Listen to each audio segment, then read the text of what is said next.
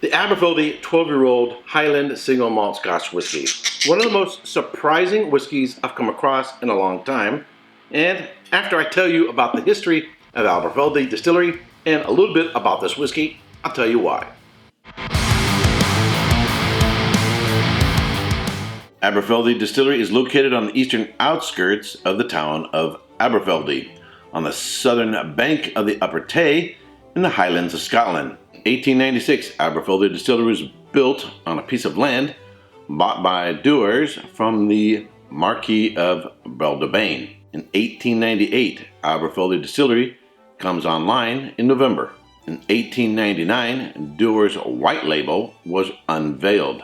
In 1917, Aberfeldy Distillery was closed as grain was directed towards food for the rest of World War I.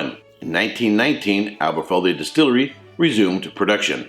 In 1925, Dewars, Buchanan's, and Johnnie Walker's amalgamate with Distillers Company Limited. In 1927, Dewars produces the world's first documentary on the production and blending of Scotch whiskey. In 1930, Aberfeldy was transferred to DCL subsidiary Scottish Malt Distillers.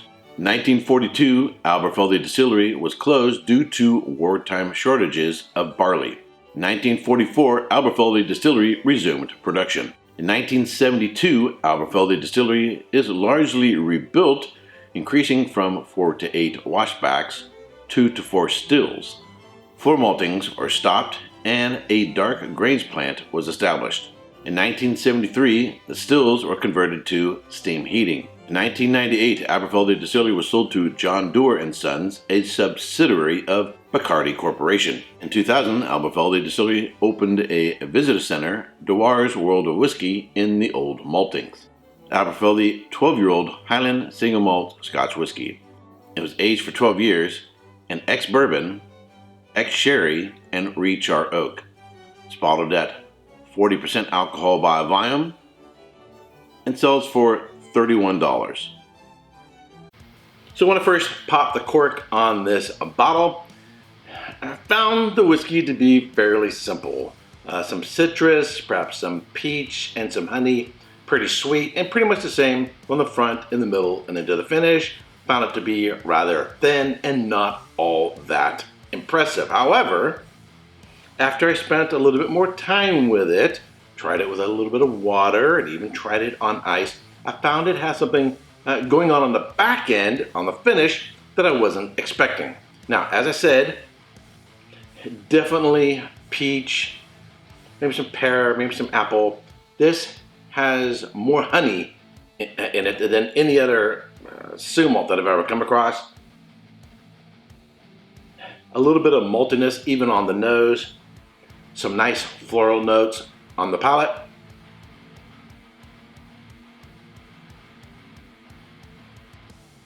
It is sweet, going all the way through from the front and into the finish.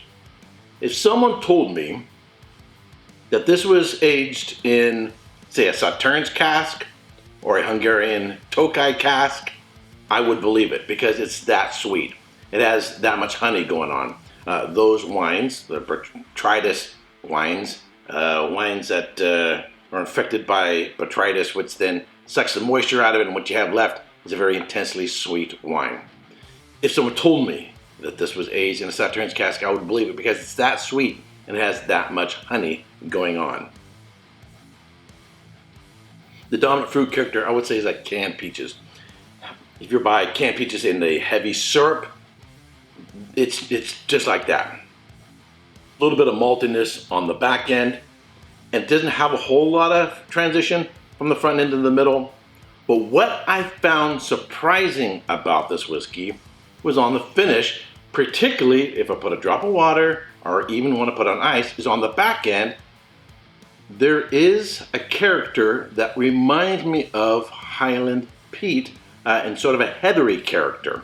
Or if I hadn't previously tasted Highland peat whiskeys, that heather character, it reminds me of Golden Graham's cereal. Oh, those Golden Grahams, oh, those Golden Grahams, crispy, crunchy Graham cereal, family breakfast treat. Or graham crackers.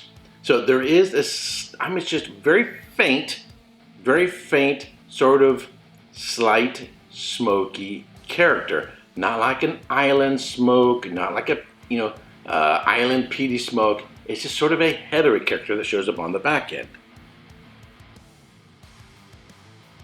And it's sort of delayed because what you get up front is all the canned peaches and the pears and some apples and the intense sweetness of the honey.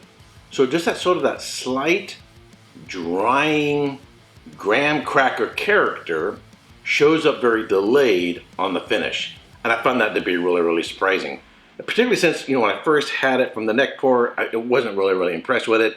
It's 40 ABV, so, it's not a big punch. It's a very light, some people might call it a beginner's whiskey.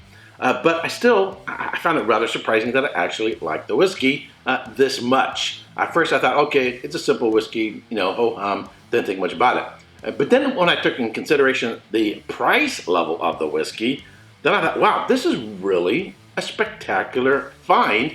It's really hard to find quality malts for under $50 that you're really, really going to enjoy, and that I would not be embarrassed to buy a bottle, an extra bottle, and give it away to a friend or somebody who's just starting to get into whiskey, because it's very approachable and easy to drink. So what am I going to give it in terms of a score? I'll go solid 85 points. Why do I say solid? Because I don't feel I would go any lower, and I don't feel I would go any higher. It's just, boom, 85. Sometimes I get point scores that, okay, I could be argued up or down, either way. But so when I say solid, that means it's 85 points.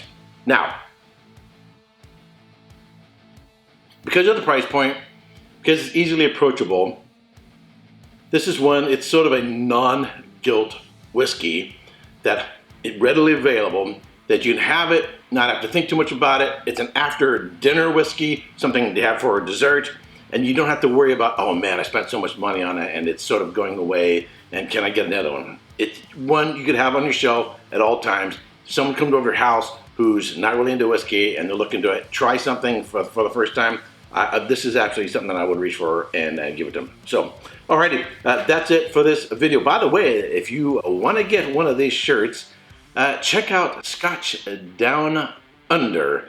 These are one of his shirts. These are the Whiskey Tuber Veterans. Whiskey Tuber Veterans are those of us who are whiskey tubers who served in the military. Alrighty, until next time, cheese, mate. Hey, don't forget to subscribe and check out these other whiskey videos.